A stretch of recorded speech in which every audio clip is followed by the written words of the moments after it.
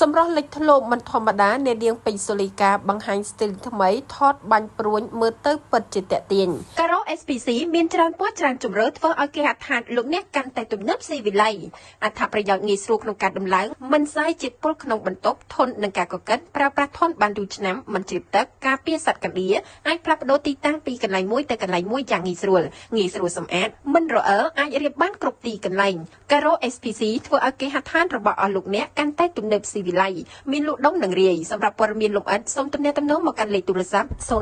988 449គេឃើញថាអ្នកចម្រៀងដែលមានឈ្មោះបាសសំលេងអ្នកនាងពេជ្រសូលីកានឹងមានងារជា single mom នៅមួយរយៈពេលចុងក្រោយនេះឃើញថាសន្ទុះទីផ្សារការងារសិល្បៈគឺមានភាពលេចធ្លោគួរឲ្យសរសើរនិងអ្វីដែលគេសង្កេតឃើញតាក់ទងជាមួយនឹងទេពកោសល្យនៅក្នុងការច្នៃស្ទីលថ្មីៗរបស់តារាចម្រៀងស្រីវ័យក្មេងនិងជាអ្នកម្ដាយស្រីវ័យក្មេងរូបនេះគឺមានភាពតាក់ទាញនិងមានការចាប់អារម្មណ៍នៅក្នុងនោះផងដែរគេឃើញថានៅក្នុងចុងឆ្នាំ2024និងដើមឆ្នាំ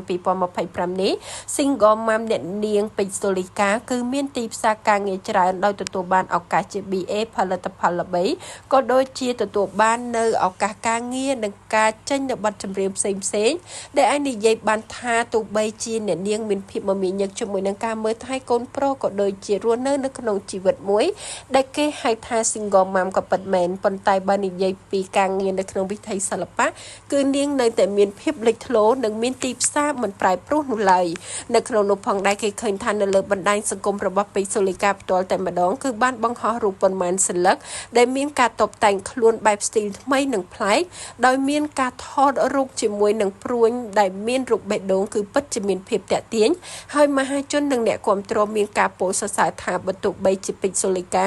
មានកូនប្រុសមួយក៏ពិតមែនប៉ុន្តែបើនិយាយពីរូបសម្រស់គឺកាន់តែមានភាពស្រស់ស្អាតនិងលេចធ្លោហើយនឹងមានភាពបង្ហាញនៅស្ទីលថ្មីនៅក្នុងការតុបតែងខ្លួនរបស់នាងដែលមើលទៅគឺពិតជាមានភាពស័ក្តិសមជាម្ដាយវ័យក្មេងរូបស្រស់សោភ័ណពិតមែន